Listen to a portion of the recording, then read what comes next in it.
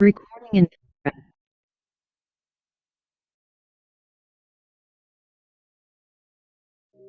आजकल इस दुनिया में 90% लोग अनेक बीमारियों से जूझ रहे हैं और वह उन बीमारियों को ठीक करने के लिए अपने बहुत सारे पैसे भी खर्च कर रहे हैं, लेकिन इसके बावजूद भी उन्हें किसी भी प्रकार का कोई लाभ प्राप्त नहीं हो रहा है। अगर आप भी किसी ऐसी बीमारी से जूझ रहे हैं या आपको भी किसी तरह की कोई बीमारी है, तो वह आपकी जड़ से खत्म होगी और वह भी सिर्फ एक आहार के माध्यम से। आपको किसी भी तरह की दवाई लेने की आवश्यकता नहीं पड़ेगी। दोस्तों, अब आप यह सोच रहे होंगे कि सिर्फ एक आहार से आपकी सारी बीमारियां ठीक कैसे हो सकती हैं। तो दोस्तों, मैं आपको बता दूं कि आपकी गंभीर से गंभीर बीमारी जो है वह इस आहार के माध्यम से जड़ से खत्म हो जाएगी।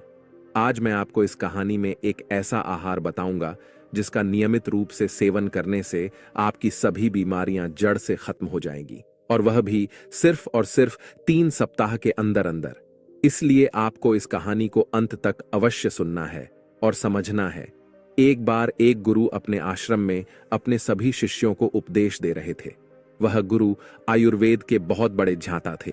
वह अपने शिष्यों को बता रहे थे कि बच्चों, आजकल आधे से ज्यादा लोग बहुत सारे बीमारियों से ग्रसित हैं, लेकिन अगर वह लोग अपना आहार बदल लेते हैं तो वह अपनी बड़ी से बड़ी बीमारी को आसानी से ठीक कर सकते हैं, जैसे high blood pressure, thyroid, hair fall, जोड़ों में दर्द, माइग्रेन और भी बहुत तरह की बीमारियां।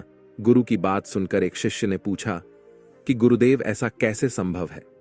सिर्फ एक आहार के माध्यम से हम अपनी बीमारियों को कैसे ठीक कर सकते हैं? बीमारियां तो दवाइयों से ठीक होती हैं। तब गुरु मुस्कुराए और बोले कि बेटा, हमारे भोजन में इतनी शक्ति है कि वह हमारी बड़ी से बड़ी बीमारी को ठीक कर सकता है, लेकिन यदि आप उसका गलत तरीके से सेवन करेंगे तो वह आपके शरीर में बीमारियों को बढ़ा भी सकता है। इसीलिए यदि तुम अपने आहार का उचित प्रयोग करोगे और आहार अच्छा लोगे तो तुम्हें जीवन भर कभी कोई बीमारी नहीं होगी। तब उस शिष्य ने गुरु से कहा कि गुरुदेव, आप हमें इसके बारे में विस्तार से बताइए। फिर गुरु ने अपने सभी शिष्यों से कहा कि बच्चों, अब जो भी मैं तुम्हें बताऊं उसे बड़े ध्यान से सुनना। सबसे महत्वपूर्ण बात तो यह है कि हमें सबसे पहले अपने शरीर के अंदर जमी हुई गंदगी को बाहर निकालना है, क्योंकि जो शरीर अंदर से साफ है उसको कोई बीमारी नहीं होती है। इसीलिए पहले अपने शरीर की गंदगी को बाहर निकालें, उसको साफ करें। अब इससे पहले कि मैं आपको एक आहार के बारे में बता, उससे पहले आपको प्राकृतिक खाने के 4 नियमों को समझना होगा। फिर गुरु उन्हें सबसे पहला नियम बताते हुए कहते हैं कि ऐसा भोजन करें जिसमें जीवन हो। देखिए, यदि आप जमीन में कुछ बोते हैं और उसमें रोज पानी देते हैं तो कुछ दिनों के बाद उसमें से पौधा उगाता है। यदि आप दाल का बीज मिट्टी में बोते हैं तो कुछ दिन के बाद वह अंकुरित हो जाएगा और उसमें पौधा निकल आएगा। और यदि आप बिस्किट या नूडल्स बोते हैं तो उनमें कोई जीवन नहीं है, उनमें कोई प्राण नहीं है, और इसीलिए वह जीवन दे भी नहीं सकता है। वह निर्जीव भोजन है, दूषित भोजन है, और कोई भी निर्जीव चीज हमारे शरीर को जीवन कैसे दे सकती है? दूसरी तरफ फल, सब्जियां, अंकुरित दाल, अनाज, यह सब जीवित भोजन है, यानी सजीव है, और यह जब हमारे शरीर में जाते हैं तो हमारे शरीर में जीवन लाते हैं, उम्र बढ़ाते हैं, बीमारियों को खत्म करते हैं, शरीर में से गंदगी को बाहर निकालकर फेंकते हैं। इसके साथ ही हमारे उपनिषदों में, यानी हमारी भगवत गीता के 17वें अध्याय में भगवान श्री कृष्ण कहते हैं कि जो भोजन पका हो उसे पकने के 1 पहर यानी 3 घंटे के अंदर ही उसको खा लेना चाहिए। 3 घंटे के बाद वह तामसिक हो जाता है, उसे प्राण निकल जाते हैं। इसीलिए हमारे पूर्वज यदि चावल, चपाती, सब्जी 3 घंटे से अधिक रखी हुई होती थी तो वह उसको नहीं खाते थे। हमारे दादा दादी के समय खाना सीधा चूल्हे से प्लेट में आता था और फिर पेट में जाता था। और आजकल क्या हो रहा है, लोग सब्जियों को फ्रिज में अगले 2-3-4 दिन के लिए रख लेते हैं और रोज उसमें से थोड़ा निकालते हैं और खाते हैं और वापस फ्रिज में रख देते हैं। वह बासी और निर्जीव खाना खाते रहते हैं और रोज खाते हैं और शरीर में कैंसर को आमंत्रित करते हैं। यदि कोई चीज आग पर पकी हो तो उसे 3 घंटे के अंदर अंदर खा लेना चाहिए और ज्यादा से ज्यादा 5 घंटे के अंदर उसको खा लेना चाहिए। फिर वह गुरु उन सभी से कहते हैं कि हम यह 3 घंटे वाला नियम केवल सब्जी चपाती पर ही क्यों लागू करें? बिस्कुट, कुरकुरे, कोल्ड ड्रिंक, इन सब चीजों का क्या आपको पता है बच्चों? यह चीज कितने समय पहले पकाई गई होगी? 3 घंटे छोड़ो, 3 दिन छोड़ो, ज्यादातर चीजें तो न साल पहले पकाई हुई होती हैं और फिर पैकेट, बोतल, डिब्बों में बंद करके इनमें बहुत सारे केमिकल डाले जाते हैं ताकि इनमें सुगंध ना आने लगे, यह बास ना हो। यह केमिकल इन चीजों की सुरक्षा तो बढ़ा देता है, लेकिन हमारे शरीर की सुरक्षा को कम कर देता है।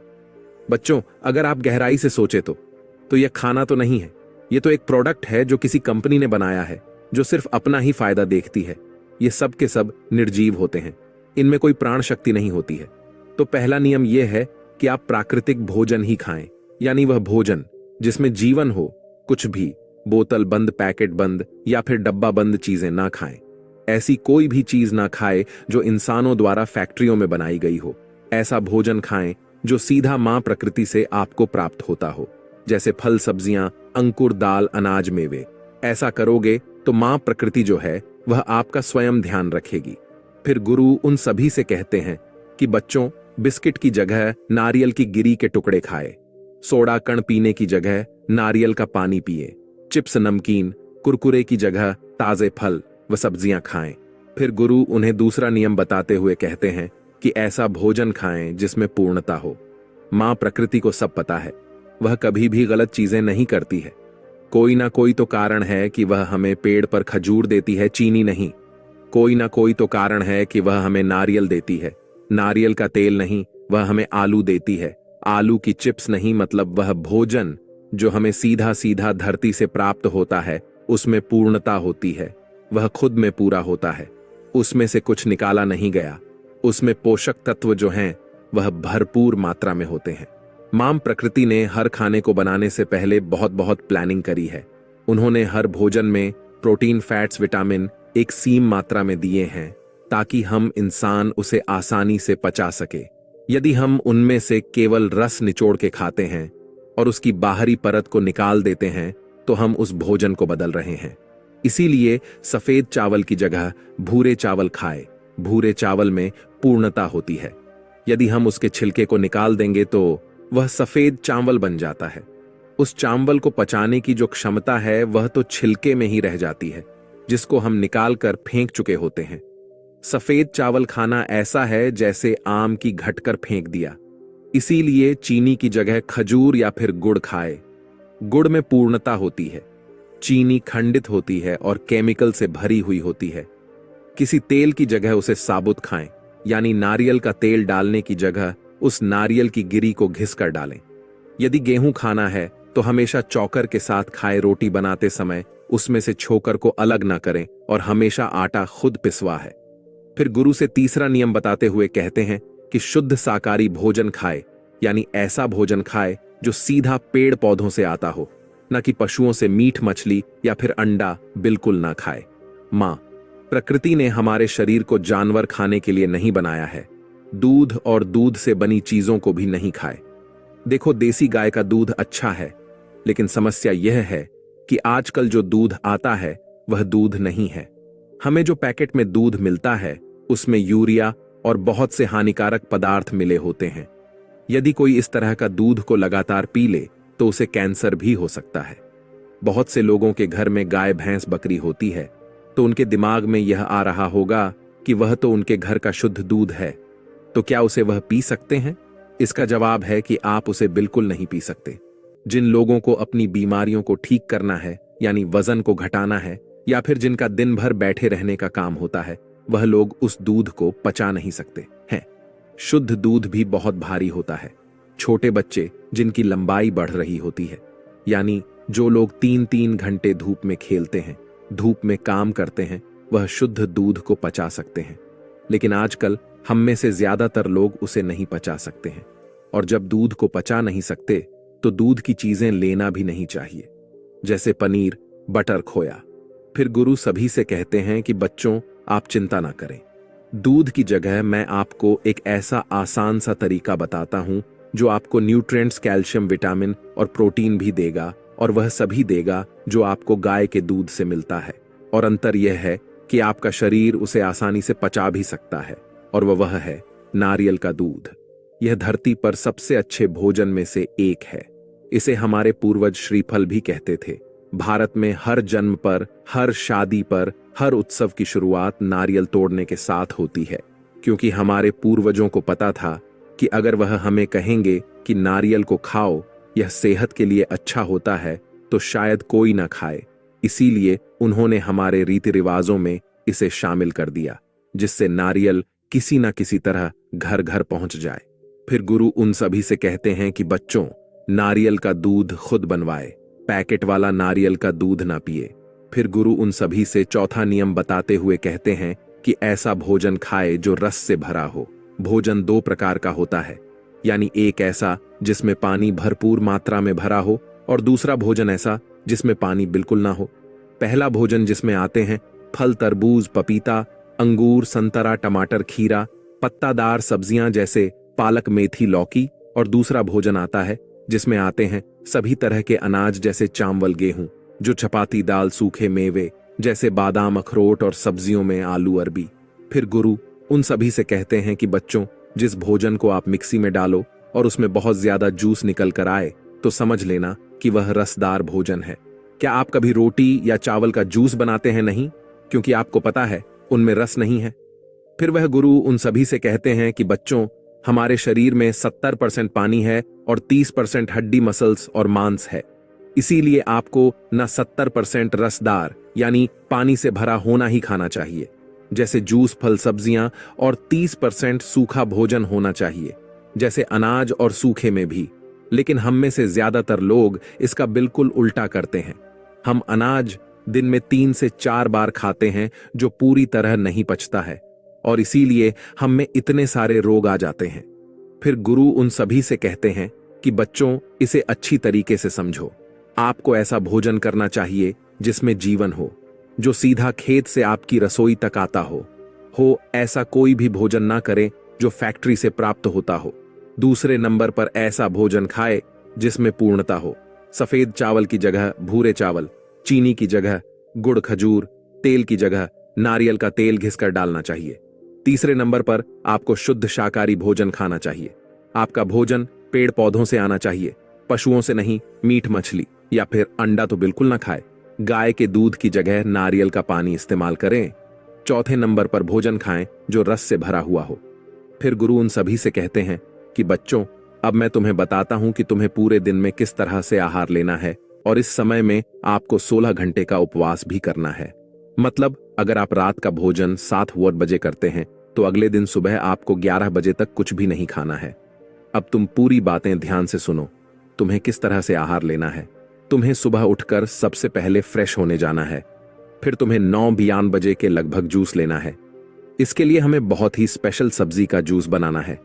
जब यह जूस हमारे शरीर में जाता है, तो शरीर की सारी गंदगी को अपने अंदर सोख लेता है, और जब यह निकलता है तो बहुत सारी गंदगी को बाहर लेकर निकलता है, वजन कम करने के लिए और त्वचा को साफ करने के लिए। यह बहुत अच्छा है। यह सब्जी हरे रंग की होती है और अंदर से बिल्कुल सफेद होती है। इसे सफेद पेटा कहते हैं। यह आपको सब्जी वाले के पास आसानी से मिल जाएगी। जूस बनाने के लिए पहले इसके छिलके को निकाल दें, अंदर से सारे बीज निकाल दें। फिर इसको काटकर मिक्सर में से जूस निकालें। रोज सुबह 1 गिलास पेटे का जूस पिएं। इसमें कोई नींबू, मिर्च या मसाला नहीं डालना है। यह कड़वा नहीं होता है। आप चाहें तो इसे आधे नारियल पानी के साथ भी मिक्स कर इसको पी सकते हैं। अगर आपको सफेद पेठा ना मिले तो 1 गिलास नारियल का पानी पी लें। अगर नारियल का पानी भी ना मिले तो आप 1 गिलास किसी भी सब्जी का जूस ले सकते हैं, जैसे घिया, खीरे का जूस आप ले सकते हैं। फिर जूस पीने के लगभग 2 घंटे तक आप कुछ भी ना खाएं, क्योंकि पेटे का जूस जो है वह शरीर में सफाई का काम करते हैं।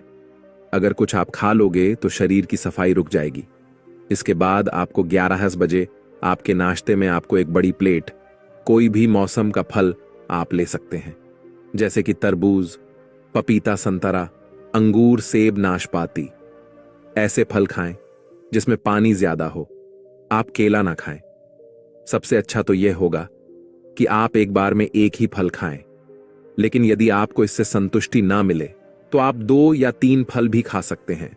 हमेशा वह फल खाएं जो आपके देश में उगते हैं। मौसम के अनुरूप जो फल आते हैं वह सस्ते भी होते हैं। आप चाहे तो इनके ऊपर नारियल की गिरी घिसकर भी डाल सकते हैं।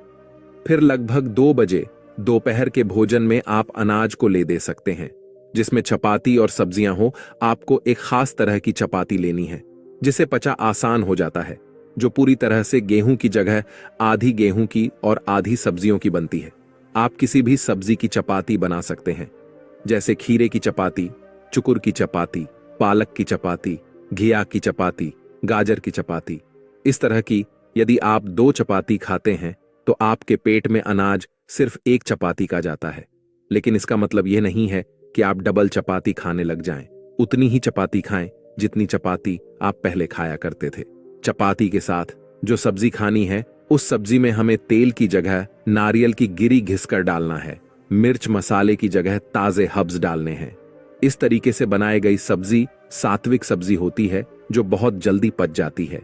यदि आप 1 चपाती खाते हैं तो उसके साथ 2 कटोरी सब्जी खाएं। यदि आप 2 चपाती खाते हैं तो उसके साथ 4 कटोरी सब्जी खाएं। मतलब सब्जी ज्यादा खानी है और अनाज को कम खाना है। जब आप सिर्फ अनाज खाते हैं तो बिना सब्जी के, तो यह पहचाना बहुत मुश्किल हो जाता है। लेकिन जब अनाज के साथ आप सब्जी को भी खाते हैं, मिलाकर खाते हैं, तो इसको पचा आसान हो जाता है। हफ्ते में 1 या 2 बार आप रोटी की जगह भूरे चावल भी खा सकते हैं। दाल रोटी की जगह सब्जी रोटी खाए। दाल चावल की जगह सब्जी चावल खाए। राजमा चना छोला बिल्कुल ना खाए। ये पचने में बहुत बहुत भारी होते हैं और यह आपको तब तक नहीं खाने हैं जब तक आप पूरी तरह ठीक नहीं हो जाते हो। देखिए, ऐसा नहीं है कि दाल गलत है, राजमा गलत है। बात यह है कि जो हमारी आज की संस्कृति है, जिसमें हम दिन में 6 घंटे मोबाइल पर बैठे रहते हैं और दिन में 1 घंटे से ज्यादा एक्सरसाइज नहीं करते हैं, तो ऐसे में उनको पचाना बहुत मुश्किल हो जाता है। हमारे पूर्वज तो उनको आसानी से पचा पाते थे, क्योंकि वह दिन भर अच्छे से 7 से 8 घंटे धूप में मेहनत किया करते थे। लेकिन समस्या तो यह है कि हम लाइफस्टाइल तो आज की जी रहे हैं, लेकिन भोजन जो है वह पूर्वजों का खा रहे हैं और इसीलिए हम बीमार पड़ते हैं। और यदि आपको दोपहर के भोजन और रात के भोजन के बीच में भूख लगती है, तो आप ताजे फल का जूस पी सकते हैं, नारियल का पानी पी सकते हैं। उस समय आपको बिस्किट, नमकीन या चिप्स तो बिल्कुल नहीं खानी है। यदि जूस के बाद आपको भूख लगती है तो आप 2-3 टुकड़े नारियल की गिरी खा लें या फिर कोई फल खा लें। लेकिन बहुत से लोग इस समय चाय या फिर कॉफी का सेवन करते हैं। आपको ऐसा बिल्कुल नहीं करना है। अगर आपको चाय पीनी भी है तो आप ग्रीन टी ले सकते हैं। फिर आपको रात के समय भोजन में सलाद या सूप लेना है। आपका सलाद जो है वह कच्चा होना चाहिए। मौसम की कोई भी सब्जियों को काटकर, जैसे खीरा हो गया, टमाटर, चुकंदर, गाजर, इनमें आपको थोड़ी बहुत काजू बादाम भी आप डाल सकते हैं। लेकिन इसमें आपको अन्न नहीं डालना है। राजमा, दाल, चावल ये नहीं डालने हैं। अगर आप चाहें तो सलाद के साथ सूप भी ले सकते हैं। आपके सूप में तेल नहीं होना चाहिए और वह कम से कम पका हुआ होना चाहिए। जब आप अन्न छोड़कर सिर्फ सलाद खाएंगे तो आपको बहुत अच्छा लगेगा। आपका पाचन तंत्र बहुत अच्छे से काम करेगा। आपका मोटापा भी बहुत तेजी से घटेगा और वह भी बिना किसी दवाई के। अगर आप चाहे तो दोपहर के भोजन में सलाद और रात के भोजन में अनाज ले सकते हैं। फिर गुरु उन सभी शिष्यों को कहते हैं कि बच्चों, यह भोजन उनके लिए है जिनको कोई बीमारी है और वह उस बीमारी को खत्म करना चाहते हैं। यह भोजन उनके लिए है जो अपने मोटापे से परेशान है, वह अपने आप को फिट करना चाहते हैं। लेकिन यह भोजन बच्चे और खेलने कूदने वालों के लिए नहीं है। 16 साल की उम्र तक का बच्चा और खेल खेलने वाले, यदि वह बिल्कुल स्वस्थ हैं, तो वह दिन में 2 या 3 बार अनाज को खा सकते हैं, क्योंकि वह उसे पचा सकते हैं। और जो व्यक्ति धूप में 6 से 7 घंटे बड़ी मेहनत करता है, तो वह भी दिन में 2 से 3 बार अनाज को खा सकता है। फिर वह गुरु उन सभी बच्चों से कहते हैं कि बच्चों, इसके साथ ही आपको कुछ बातों का पता रखना है। आपको पानी तभी पीना है जब आपको प्यास लगे। आपको खाना तभी खाना है जब आपको भूख लगे। जबरदस्ती से हर रोज 8 से 10 गिलास पानी पीने का कोई मतलब नहीं है। उसकी कोई जरूरत नहीं है। बिना प्यास के अगर आप पानी पिएंगे तो आपकी किडनी पर दबाव बनेगा। आपको ज्यादा पानी पीने की जगह ऐसे फल खाने चाहिए जिनमें पानी भरपूर मात्रा में हो। तो दोस्तों, उम्मीद करता हूं आपको इस कहानी से जरूर बहुत कुछ सीखने को मिला होगा। दोस्तों, अगर किसी की नसों में ब्लॉकेज है, किसी को दिल से संबंधित कोई परेशानी है, किसी का पाचन तंत्र कमजोर है, लीवर ठीक से काम नहीं करता है, हाथ पैर सुन्न रहते हैं, त्वचा रूखी रूखी रहती है, बाल झड़ते हैं, पूरे बदन में दर्द रहता है, शरीर में दर्द रहता है, जिसकी ब्लड शुगर बढ़ी हुई है, जिसका कोलेस्ट्रॉल बढ़ा हुआ है, इतनी सारी परेशानियों का आज मैं आपको एक ऐसा नुस्खा बताने वाला हूं जिसकी मदद से आप अपनी इन सभी परेशानियों को ठीक कर सकते हैं, और वह भी बिना किसी दवाई के। इस वीडियो में आपको ऐसा नुस्खा बताया जाएगा जिसकी मदद से यह सभी परेशानियां जड़ से खत्म हो जाएंगी। अगर आप इसका अच्छे से पालन करते हैं तो यह सभी परेशानियां आपके आसपास भी नहीं भटकेगी। तो आइए शुरू करते हैं। एक बार आयुर्वेद के ज्ञाता एक गुरु अपने आश्रम में अपने सभी शिष्यों को बता रहे थे कि बच्चों, हमारे शरीर में नसों का जाल फैला हुआ है। यह अलग अलग तरह की नस आपके शरीर के सभी अंगों तक खून और जरूरी पोषक तत्वों को पहुंचाने का काम करती है। इन नसों में किसी तरह की परेशानी होने पर आपके शरीर के कहीं अंग प्रभावित हो सकते हैं। साथ ही इससे दिमाग की कार्य प्रणाली में परेशानी और अन्य नसों से संबंधित परेशानियां हो सकती हैं। फिर गुरु सभी शिष्यों से कहते हैं कि बच्चों, नसों की ब्लॉकेज के कारण कहीं हो सकते हैं, जैसे ज्यादा धूम्रपान करना, शराब पीना, शरीर में कोलेस्ट्रॉल का बढ़ना, शरीर में बहुत ज्यादा वजन बढ़ना, या किसी तरह की गंदगी जमा हो जाने के कारण आपकी नसों में सूजन और दर्द की दिक्कत हो सकती है। इससे आपके शरीर के अनेक अंगों में परेशानी हो सकती है। फिर गुरु उन सभी से कहते हैं कि बच्चों, आज मैं तुम्हें नसों में ब्लॉकेज के लक्षण और उसे ठीक करने के उपाय के बारे में बताने वाला हूं, और साथ ही साथ इसे ठीक करने के लिए आज मैं तुम्हें एक ऐसा नुस्खा बताऊंगा जिसका प्रयोग करने से तुम्हें कभी भी नसों में ब्लॉकेज, हृदय से संबंधित परेशानी और शरीर में किसी भी तरह की कोई प्रॉब्लम आपको नहीं होगी। फिर गुरु उन सभी शिष्यों से कहते हैं कि बच्चों, सबसे पहले हम यह जानते हैं कि नसों में ब्लॉकेज क्यों होता है, क्योंकि जब तक हमें यह पता नहीं चलेगा कि बीमारी की जड़ क्या है, तब तक हम उसका समाधान नहीं कर पाएंगे। बच्चों, खराब जीवन शैली के चलते कई तरह की बीमारियों का जन्म हो रहा है। शरीर में पोषक तत्वों की कमी और गलत खानपान के कारण रक्त वाहिकाओं में कोलेस्ट्रॉल जमना शुरू हो जाता है। कोलेस्ट्रॉल जमने से नसें ब्लॉक होनी शुरू होती है, जिसके कारण शरीर में ब्लड की सप्लाई प्रभावित होती है। इसके अलावा धमनियों में ब्लॉकेज होने के कारण हार्ट की कार्यक्षमता भी कम हो जाती है। ऐसी परिस्थिति में दिमाग तक ऑक्सीजन सप्लाई होने की प्रक्रिया भी प्रभावित होने लगती। नसम ब्लॉक होने से व्यक्ति को दिल का दौरा भी पड़ सकता है।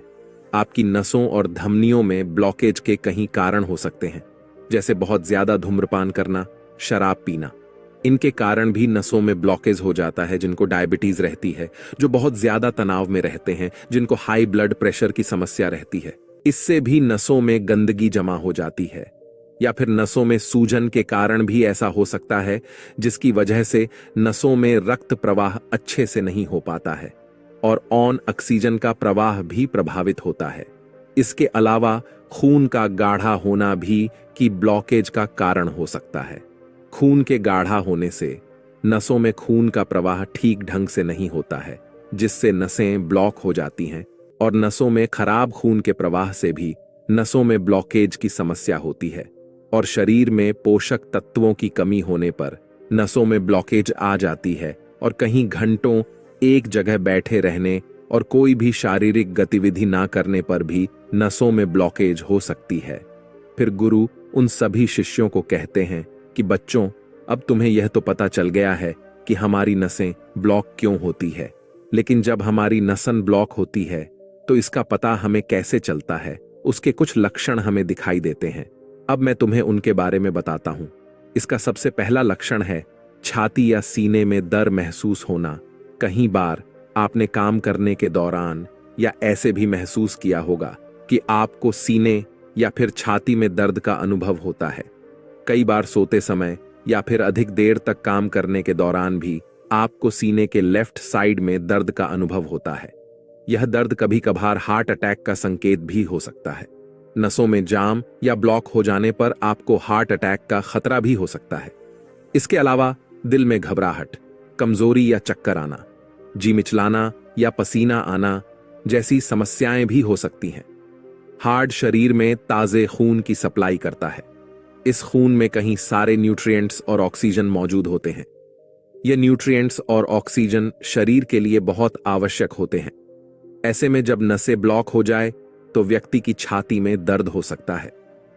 इसका दूसरा लक्षण है पीठ के निचले हिस्से में दर्द। नसों की ब्लॉकेज के कारण कहीं लोगों को पीठ के हिस्से में भी दर्द की समस्या हो सकती है। ब्लॉकेज के कारण पीठ के निचले हिस्से में ब्लड सर्कुलेशन की दिक्कत की वजह से डिस्क कमजोर हो सकती है। साथ ही कई बार शरीर का निचला हिस्सा सूखने या सूजन के कारण फूलने लगता है, जिसे आपकी नसों के दबने की दिक्कत हो सकती है। तीसरा लक्षण है स्ट्रोक का खतरा, यानी सर में हल्का हल्का दर्द। नसों के ब्लॉक होने पर आपको हार्ट स्ट्रोक की दिक्कत हो सकती है। इसे भी आप ब्लॉकेज के एक लक्षण में से एक मान सकते हैं।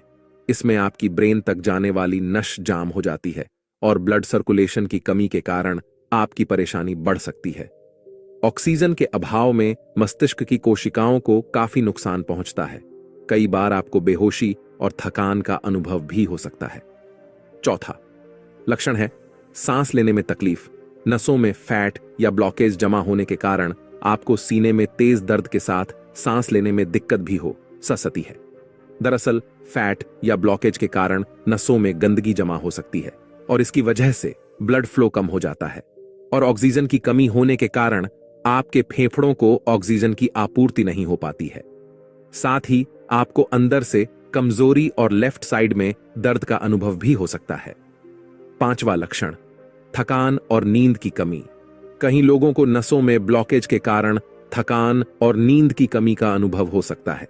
इसकी वजह से आप छोटा बड़ा काम करके भी थक जाते हैं और सोते समय भी आपके हृदय की गति तेज हो सकती है और साथ ही साथ आपको बेचैनी का अनुभव भी हो सकता है। अगर आपको भी ऐसे लक्षण लंबे समय तक नजर आ रहे हैं तो आपको तुरंत सावधान हो जाना चाहिए। छठा लक्षण है हाथ पैर ठंडे होना। अगर आपके हाथ पैर ठंडे रहते हैं, बराबर ठंडे रहते हैं और हाथ पैर में हमेशा दर्द की शिकायत रहती है, अच्छे से सोने के बाद भी आपको शरीर में दर्द की शिकायत रहती है, तो आपको इन चीजों को बिल्कुल इग्नोर नहीं करना चाहिए। ये आपके शरीर में नसों की ब्लॉकेज का कारण हो सकता है। सातवां लक्षण है छाती में जलन। छाती में जलन भी नसों की ब्लॉकेज का कारण हो सकती है। पाचन संबंधित समस्याओं की समस्या समझकर बहुत से लोग छाती में होने वाली जलन को इग्नोर कर देते हैं, परंतु यह हार्ट अटैक का ही एक संकेत हो सकता है। इसके अलावा शरीर में पसीना आना भी नसों में ब्लॉकेज का संकेत हो सकता है। जब हार्ट को जरूरत से ज्यादा काम करना पड़ता है तो शरीर का तापमान बढ़ने लगता है। अगर आपको ज्यादा पसीना आता है तो इसको हल्के में ना ले। इसके अलावा यदि आप थोड़ा सा काम करने पर थक जाते हैं तो यह नसों में ब्लॉकेज होने का संकेत हो सकता है। नसें ब्लॉक होने के कारण हार्ट को ज्यादा काम करना पड़ता है, जिसके कारण शरीर में थकान महसूस हो सकती है। फिर गुरु उन सभी शिष्यों को कहते हैं कि बच्चों, आपने यह तो समझ लिया कि नसें ब्लॉक किस कारण होती है और ऊ के लक्षण क्या होते हैं। आइए अब हम जानते हैं इसके समाधान के बारे में, और इसका केवल एक ही समाधान मैं आपको बताऊंगा जो आपकी नसों में जमी हुई गंदगी को बिल्कुल साफ कर देगा। और वह जो एक समाधान है वह है दालचीनी। बच्चों, दालचीनी आपके शरीर की नसों में जमी हुई गंदगी को बिल्कुल साफ कर देगी। अगर किसी व्यक्ति को हार्ट की प्रॉब्लम है, यानी कि उनका हार्ट बहुत कमजोर है, उनको लगता है कि उन्हें दिल से संबंधित कोई परेशानी नहीं है, तो उनके लिए दालचीनी का चूर्ण बहुत ही ज्यादा फायदेमंद है, क्योंकि इसकी मदद से आपके शरीर के अंदर दबी हुई नसें खुल जाएगी।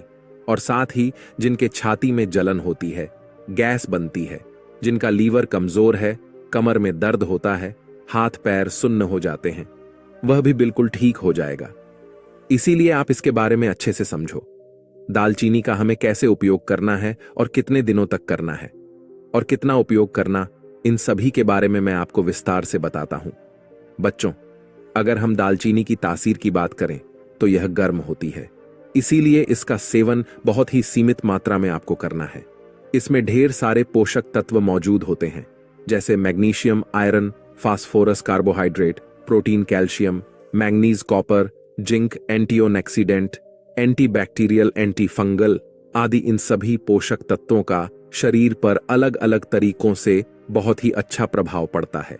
दालचीनी का हमारे शरीर पर पहला लाभ यह है कि जिनके भी कोलेस्ट्रॉल बढ़ा हुआ रहता है वह बिल्कुल कम हो जाता है। कोलेस्ट्रॉल के बढ़ने से नसों में ब्लॉकेज आ जाती है और दालचीनी का इस्तेमाल करने से वह नसें खुलने लगती है। दबी हुई नसें बिल्कुल ठीक हो जाती हैं। दालचीनी का दूसरा फायदा है जिनको त्वचा से संबंधित कोई भी परेशानी होती है, जिनकी बार बार स्किन पर खुजली होती है, जिनको बार बार फंगल इन्फेक्शन होता है, उनके लिए भी यह बहुत उपयोगी है। इसके अलावा जिनके हाथ पैर सुन्न हो जाते हैं, जो लोग थोड़ी बहुत देर बैठे रहते हैं और उनके हाथ पैर सुन्न हो जाते हैं, उनके हाथ पैरों में चींटियां सी चलने लगती हैं, तो उनके लिए भी दालचीनी बहुत फायदेमंद है। जिन लोगों के शरीर में बहुत ज्यादा दर्द रहता है, जिनके सिर में दर्द रहता है, बदन में दर्द रहता है, हड्डियों की परेशानी रहती है, ऐसे लोगों के लिए दालचीनी बहुत उपयोगी है। जिन लोगों को शुगर की परेशानी रहती है, ब्लड में शुगर हाई रहता है, इनसे उनका ब्लड शुगर मेंटेन रहता है। ऐसे लोग जिनको दिल से संबंधित कोई परेशानी रहती है, थोड़ा बहुत चलने फिरने पर वह हाँफ लगते हैं, उनकी सांस फूलने लगती है, जिनके शरीर में खून की कमी है, उनके लिए भी दालचीनी बहुत ही उपयोगी है। जिनका लीवर बहुत ज्यादा कमजोर रहता है, लीवर में फैट जम जाता है, जिनका लीवर ठीक से काम नहीं करता, उनके लिए भी दालचीनी बहुत उपयोगी है। और जिनका पाचन तंत्र बिल्कुल कमजोर हो गया है, जिनका खाना सही से नहीं पचता है, जिनको कब्ज की समस्या रहती है, जिनको बहुत ज्यादा एसिडिटी होती है, पेट फूलता है और पेट में दर्द रहता है, खट्टी डकार आती है, छाती में जलन रहती है, गैस बनती है, जिनको बार बार खांसी जुकाम रहती है, आंखों में पानी आता है और बहुत ही ज्यादा बलगम की शिकायत रहती है, जिनके फेफड़े बहुत ज्यादा कमजोर हैं, उनके लिए भी दालचीनी बहुत उपयोगी है। फिर गुरु सबसे कहते हैं कि आइए अब हम जानते हैं कि किस तरह से हमें दालचीनी का प्रयोग करना है। दालचीनी का उपयोग अगर आप ज्यादा करेंगे तो इससे आपको परेशानी हो सकती है। इससे दिल की धड़कन बढ़ सकती है, बेचैनी बढ़ सकती है, बहुत ज्यादा पसीना आना शुरू हो जाएगा। इसीलिए हमें इसका सीमित मात्रा में ही प्रयोग करना है। इसके लिए हमें सबसे पहले आधा कप पानी लेना है। आधा कप पानी को आप हल्का सा गर्म करें और उस गर्म पानी में आपको 2 चुटकी दालचीनी का पाउडर मिला लेना है और उसे सुबह खाली पेट लेना है। जब आप सुबह खाली पेट उसे रोज लेते हैं तो आपको 10 से 15 दिन के अंदर अंदर ही बहुत अधिक फायदे आपको देखने को मिलेंगे। आपको खाना खाने के कम से कम 2 घंटे पहले इसको लेना है। इसे 10 से 15 दिन लेने के बाद में आप देखेंगे कि आपको जितनी भी परेशानियां थीं, वह सभी परेशानियां धीरे धीरे ठीक होना शुरू हो जाएंगी। इसे आप दूसरे तरीके से भी ले सकते हैं और इसका दूसरा तरीका है आप इसे दूध के साथ ले सकते हैं।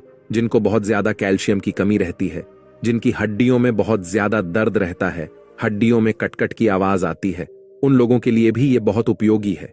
इसके लिए आपको 1 गिलास दूध लेना है। 1 गिलास दूध के अंदर आपको आधा छोटी चम्मच दालचीनी पाउडर मिला लेना है और आधा चम्मच दालचीनी पाउडर जब आप मिलाएंगे तो आप देखेंगे कि दूध का कलर हल्का सा बदल जाएगा और उसका टेस्ट भी थोड़ा सा बदल जाएगा। इसीलिए अगर आपको स्वाद में अच्छा नहीं लगे तो आप इसमें मिश्री भी डाल सकते हैं। और जिन लोगों को लीवर से संबंधित परेशानी है वह लोग इसमें शहद का इस्तेमाल भी कर सकते हैं।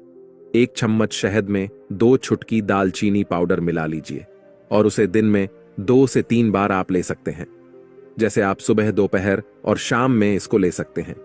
यह आपके लिए बहुत ही ज्यादा लाभदायक होगा। आपके लीवर से संबंधित सारी परेशानियां आपकी खत्म हो जाएंगी। इतना कहकर फिर गुरुदेव मौन हो गए और अब उन शिष्यों को भी गुरु की सारी बातें समझ आ चुकी थीं। फिर सभी शिष्यों ने गुरुदेव को प्रणाम किया और वहां से चले गए। तो दोस्तों, उम्मीद करता हूं आपको इस कहानी से जरूर बहुत कुछ सीखने को मिला होगा। दोस्तों, प्राचीन समय की बात है।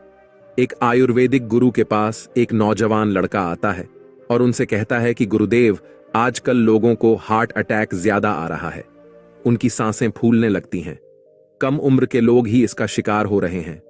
पहले ऐसा नहीं था, लेकिन आजकल यह परेशानी बहुत ज्यादा बढ़ गई है। तो गुरुदेव, इसका बचाव कैसे करें? इसके बारे में आप मुझे कोई ऐसा तरीका बताइए जिससे मुझे और सभी लोगों को इस तरह की परेशानी कभी ना हो। इसके आगे वह गुरु उस नौजवान लड़के को कहते हैं कि आज मैं तुम्हें एक ऐसी चीज के बारे में बताऊंगा जो तुम्हारे स्वास्थ्य को बिल्कुल बदल सकती है और एक अलग ही शरीर आपका बना सकती है। यह चीज आपके शरीर से कोलेस्ट्रॉल को घटाने का काम करती है और आपके पाचन तंत्र को मजबूत बनाने का काम भी करती है। आजकल के इस व्यस्त जीवन में हार्ट हेल्थ और कोलेस्ट्रॉल की समस्या बहुत ही ज्यादा आम बात हो गई है। हर दिन लाखों लोग ऐसे हैं जो कि इन समस्याओं का सामना करते हैं। हाई कोलेस्ट्रॉल अगर बढ़ जाए तो यह आर्टरी को ब्लॉक करता है, जो कि हार्ट अटैक्स का कारण बनता है। वहीं अगर हम बात करें डाइजेशन की, तो आज के इस टाइम में जंक फूड और भोजन के गलत समय ने पाचन संबंधित समस्याओं को बहुत ही ज्यादा बढ़ा दिया है। गैस, ब्लोटिंग और इंडाइजेशन, ये सब की सब चीजें जो आजकल बहुत ही ज्यादा आम हो गई हैं।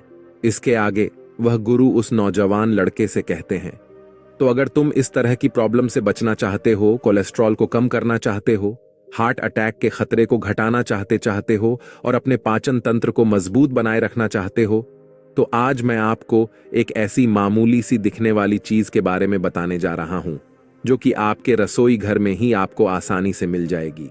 इसका सिर्फ और सिर्फ एक छोटा सा टुकड़ा अगर आप ले लेते हैं तो यह आपके लिए वरदान साबित हो सकता है।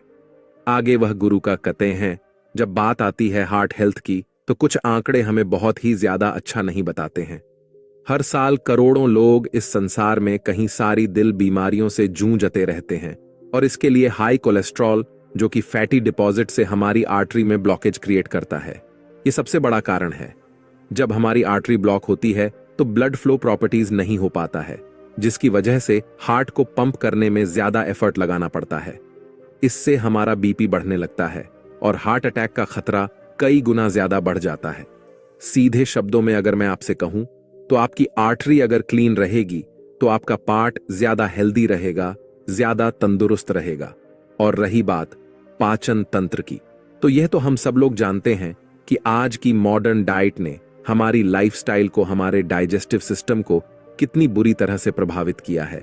भोजन सही समय पर ना करना, जंक फूड और स्ट्रेस, ये सभी चीजें डाइजेशन पर बुरा असर डालती है। इसके होने के कुछ संकेत हमारा शरीर देता है, जैसे कि गैस, ब्लोटिंग और इंडाइजेशन। ये संकेत हमें बताते हैं कि हमारे डाइजेस्टिव सिस्टम में कहीं ना कोई तो समस्या जरूर है, जिनको देखने के बाद ठीक करने की हमें सख्त जरूरत है। आगे वह गुरु कहते हैं कि बेटा, अपनी हार्ट हेल्थ और कोलेस्ट्रॉल लेवल को मैनेज करने के लिए लोग अक्सर कई तरीके आजमाते हैं, जो कि सही भी है। यह तरीके हमें आजमाने भी चाहिए। इसके लिए लोग अपने आहार को बदलते हैं और रोजाना शारीरिक गतिविधि करते हैं और कई तरह के सप्लीमेंट भी लेते हैं। लेकिन क्या आप जानते हैं कि लेकिन बेटा, अगर मैं आपको बताऊं कि एक प्राकृतिक चीज है जो ऐसा कर सक है, जो आपको आसानी से मिल भी जाएगी और वह बिना किसी नुकसान के आपको फायदा देगी। इसके आगे वह गुरु उस युवक से कहते हैं, तो चलिए बेटा, जानते हैं कि वह कौन सी चीज है जिसका सिर्फ एक छोटा सा टुकड़ा आपके लाखों के खर्चे से आपको बचा सकता है, आपकी दिल की नसों को साफ रखता है, हार्ट अटैक के खतरे को कम कर सकता है और आपके पाचन तंत्र को भी सुधार सकता है। इसके आगे वह गुरु कहते हैं कि बेटा, वह चीज है, उसका नाम है अदरक, जो सभी के घरों में आसानी से मिल जाती है। एक अदरक आपको बड़ी बड़ी परेशानियों से बचा लेती है। अदरक का इस्तेमाल आपके दिल के स्वास्थ्य को मजबूत कर सकता है, कोलेस्ट्रॉल लेवल को मैनेज करने में आपकी मदद कर सकता है और पाचन को भी सुधार सकता है। लेकिन बेटा, क्या आप जानते हैं अदरक इतना ज्यादा पावरफुल क्यों है?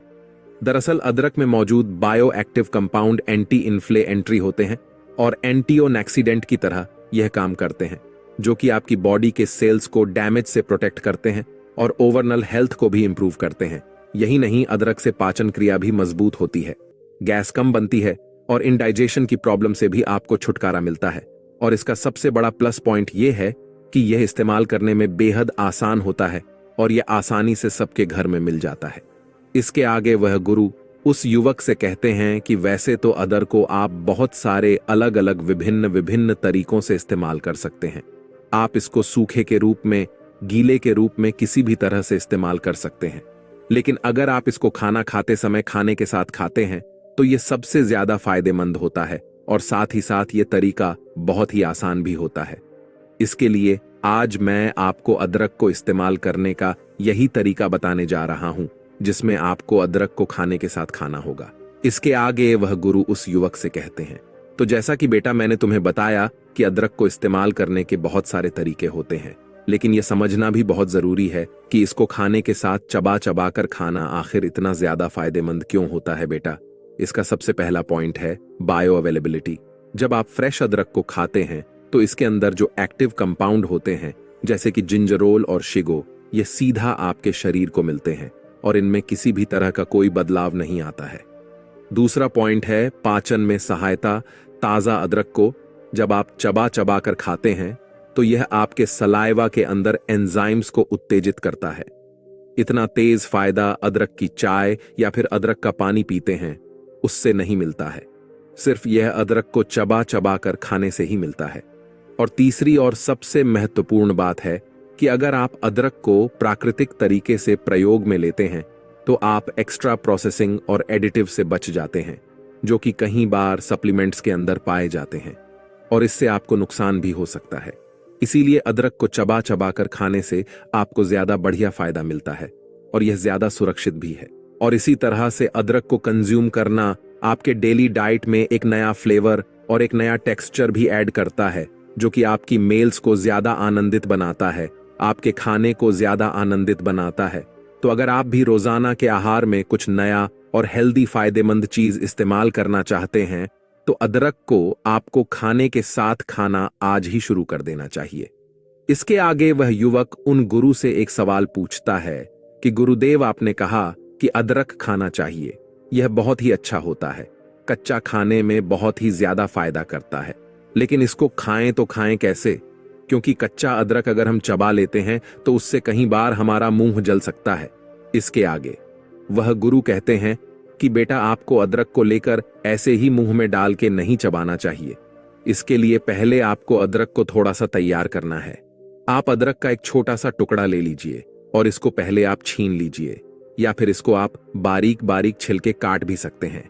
इसके बाद 1 टीस्पून या आधा टीस्पून इसके टुकड़े लीजिए, उसको को आप अपनी सब्जी में ऊपर से डाल लीजिए या छिड़क लीजिए और को आप ऐसे ही खा लीजिए या फिर आप इन टुकड़ों को लेकर एक एक कर कर अपने निवाले के साथ लगाकर भी खा सकते हैं।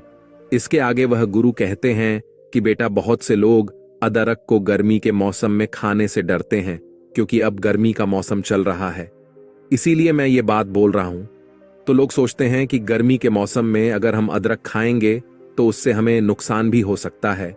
अदरक को अगर आप इस तरीके से खाने के साथ खाते हैं तो 9999 पर लोगों को ऐसे खाने से कोई भी नुकसान नहीं होता है, लेकिन हाँ आपको मात्रा का थोड़ा सा ध्यान रखना पड़ेगा। एक पूरे दिन में आप आधा से लेकर 1 टीस्पून तक ही कटा हुआ अदरक खाइए या घिसा हुआ अदरक खाइए, इससे ज्यादा आपको नहीं खाना है। लेकिन हाँ अगर आपको कोई भी किसी भी तरह की बीमारी है तो अपने डॉक्टर से सलाह जरूर लें और यह जान लें कि आप अपनी दवाइयों के साथ इसको खा सकते हैं या फिर नहीं। यह आपके लिए बहुत ही सही रहेगा। बेटा इस तरह के प्राकृतिक चीजों को अपनी डाइट में शामिल करना ना सिर्फ आपके स्वास्थ्य में सुधार करता है बल्कि ये टिकाऊ भी होता है। ये आप खुद देख सकते हैं कि कैसे अदरक को अपने खाने के साथ खाने से आपके डेली मील्स को इंक्रीज करता है। ये साधारण है, स्वादिष्ट भी है और सबसे महत्वपूर्ण ये सबसे बढ़िया हेल्दी भी है। इसके वह गुरु कहते हैं कि बेटा वैसे तो अदरक लगभग सभी लोग खा सकते हैं, लेकिन बेटा कुछ लोग ऐसे हैं जिन्हें अदरक नहीं खानी चाहिए। सबसे पहला गर्भवती महिलाएं। गर्भवती महिला को अदरक का अधिक सेवन नहीं करना चाहिए क्योंकि यह गर्भाशय संकुचन को उत्तेजित कर सकता है जिससे गर्भपात का खतरा बढ़ सकता है। दूसरा, रक्तस्राव की समस्या वाले लोग अदरक रक्त को पतला करने का काम करता है, इसीलिए रक्तस्राव की समस्या वाले लोगों को इसका सेवन नहीं करना चाहिए। तीसरा, अत्यधिक वजन कम वाले लोग अदरक मेटाबॉलिज्म को बढ़ाता है जो वजन कम करने में सहायक होता है, इसीलिए ऐसे लोग जिनका वजन बहुत ही ज्यादा कम है ऐसे लोगों को अदरक का सेवन सावधानी से करना चाहिए। चौथा, डायबिटीज के मरीज। अदरक रक्त शर्करा के स्तर को कम करता है, इसीलिए डायबिटीज के मरीजों को इसका सेवन करने से पहले अपने डॉक्टर से परामर्श जरूर करना चाहिए। पांचवा गुण, गुर्दे की समस्याएं। अदरक का अधिक सेवन गुर्दे की समस्याओं को बढ़ा सकता है, इसीलिए गुर्दे की समस्याओं से पीड़ित लोगों को इसका सेवन करते समय सावधानी बरतनी चाहिए। छठा, पित्त पथरी वाले लोग। अदरक का सेवन पित्त की पथरी वाले लोगों की समस्याओं को बढ़ा सकते हैं, इसीलिए उन्हें इसका सेवन सावधानी से करना चाहिए।